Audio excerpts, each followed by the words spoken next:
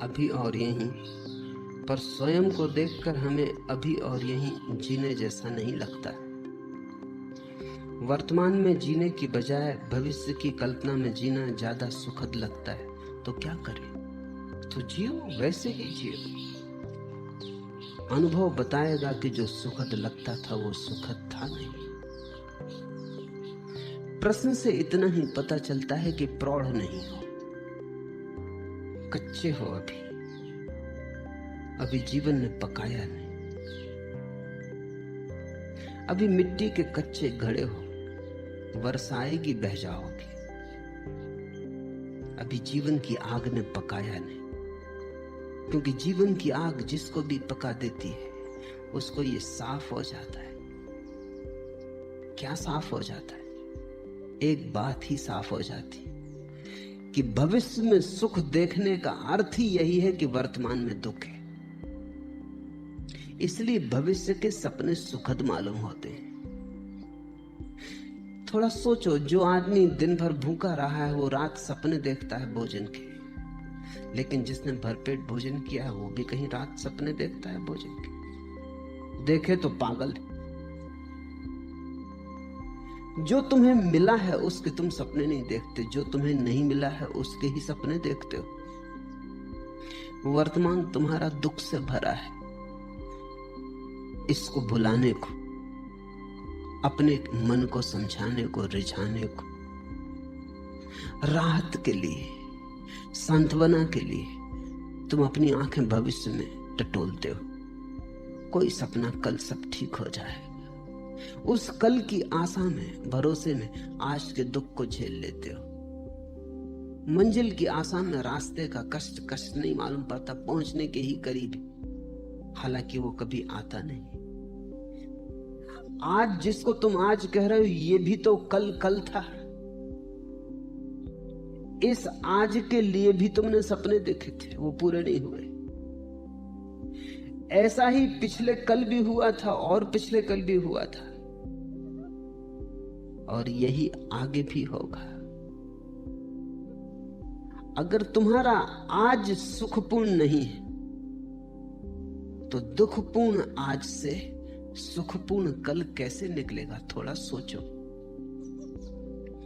आज कहीं आकाश से थोड़ी आया है, तुम्हारे भीतर से आया है। तुम्हारा आज अलग है, मेरा आज अलग है। कैलेंडर के धोखे में मत पड़ना।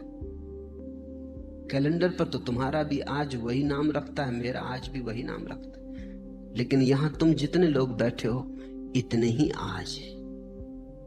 पूरी पृथ्वी पर जितने लोग हैं इतने आज है। और अगर तुम पशु पक्षियों और पौधों को भी गिनो तो उतनी ही संख्या है। कैलेंडर बिल्कुल झूठ है। उससे ऐसा लगता है एक ही दिन है सबका। रविवार तो सभी का रविवार जरूरी नहीं है। किसी की जिंदगी में सूरज उगा हो तो रविवार, और किसी की जिंदगी में अंधेरा हो तो कैसा रविवार।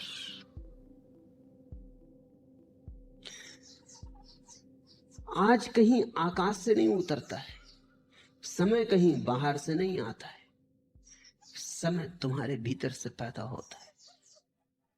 तुम ही आज को जीकर कल को पैदा करोगे। तुम्हारे ही गर्भ में निर्मित होता है कल। कल निर्मित हो रहा है आज। और इसलिए मैं कहता हूं आज और अभी जी लो, और इतने आनंद से जियो, ऐसे भरपूर जियो कि जो तुम्हारे गर्भ में निर्मित हो रहा है वो भी रूपांतरित हो जाए, वो तुम्हारे आनंद को पकड़ ले। अगर आज तुम दुख में जी रहे हो, कल की आशा कर रहे हो, सुख की आशा से पैदा नहीं होगा कल। कल तो तुमसे पैदा होगा। तुम जैसे जी रहे हो उससे पैदा होगा, तुम्हारे अस्तित्व से पैदा होगा, तुम्हारे सपनों से नहीं। समझो, एक माँ बीमार है और उसके गर्भ में एक बेटा है और रुग्ण है और शरीर जरा जीर्ण। बेटा तो इस जरा जीर्ण रुग्ण शरीर से पैदा हो। माँ चाहे सपने कितनी देखती हो कि बेटा बड़ा स्वस्थ होगा, महावीर जैसा स्वस्थ होगा, इससे कुछ हल नहीं होने वाला। इस सपने से बेटा पैदा नहीं होने वाला। बेटा तो सच्चाई से पैदा होगा। तुम्हारा कल तुम्हारे सपने से पैदा नहीं होगा, तुम्हारे आज की असलियत से पैदा होगा। हकीकत से पैदा होगा। तुम नाच रहे हो तो तुमने आने वाले कल के लिए नाच दे दिया। अगर तुम प्रमुदित हो, प्रफुल्लित हो, तो कल का फूल खिलने ही लगा, क्योंकि जिस फूल को कल खिलना है उसकी कली आज ही तैयार हो रही है।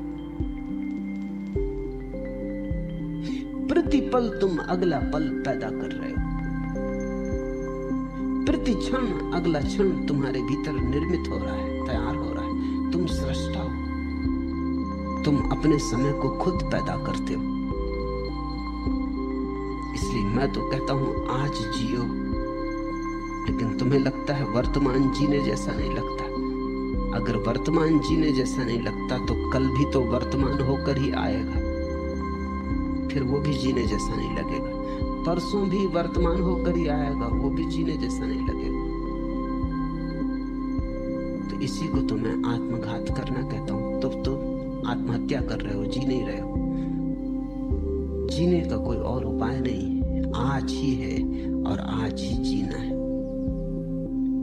जीने जैसा लगे या ना लगे इससे कोई फर्क नहीं पड़ता। जीने का और कोई ढंग है ही नहीं। जीना तो यही होगा। कल के बुलावे में मत पड़ो। कल के बुलावों ने बहुतों को डुबाया है। आज जियो। ये क्षण खाली ना चला जाए। ये क्षण अवसर है, इसे तुम ऐसा ही मत गवा देना। कुछ बना लो इसका, कुछ रस ले लो इसमें, कुछ भोग लो इसे, कुछ पहचान लो इसे। इसका स्वाद उतर जाने दो तुम्हारे प्राणों में। ये ऐसा ही ना चला जाए, क्योंकि अगर समय ऐसा ही जाता है तो समय को ऐसे ही चले देने की आदत मजबूत होती चली जाती। फिर धीरे धीरे समय को गंवाना तुम्हारी प्रकृति हो जाती है। भोगो इसे, चूसो इस क्षण को, निचोड़ लो इसको पूरा। इसका रस जरा भी छूट ना जाए।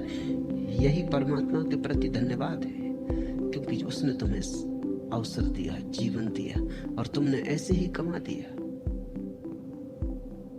परमात्मा तुमसे ये ना पूछेगा। यहूदियों की किताब है तालमुद, बड़ी अनूठी किताब है। दुनिया में कोई धर्मशास्त्र वैसा नहीं। तालमुद कहती है कि परमात्मा तुमसे ये न पूछेगा कि तुमने कौन कौन सी गलतियां की। गलतियों का वो हिसाब रखता ही नहीं। बड़ा दिल है। परमात्मा तुमसे पूछेगा तुम्हें इतने सुख के अवसर दिए, तुमने भोगे क्यों नहीं। गलतियों की कौन फिक्र रखता है। भूल चूक का कौन हिसाब रखता है। वो तुमसे पूछेगा इतने अवसर दिए सुख के, तुमने भोगे क्यों नहीं।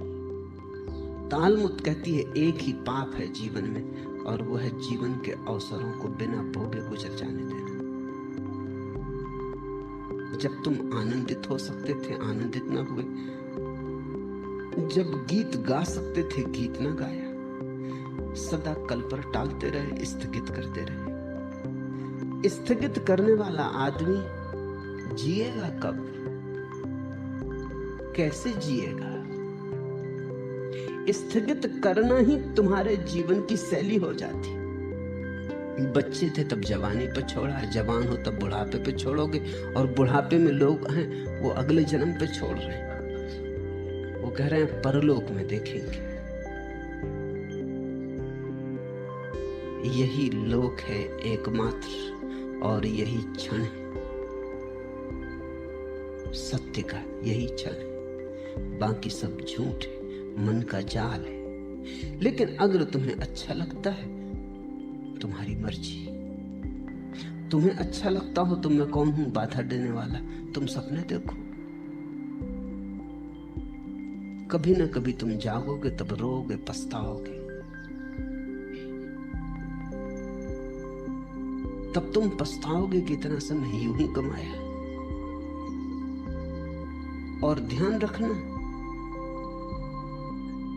जीवन में जितना दुख भर लोगे, जितने आंसू घने कर लोगे, जितना पछतावा हो जाएगा, उतना ही कठिन हो जाता है रोकना फिर दुख को, आंसुओं को।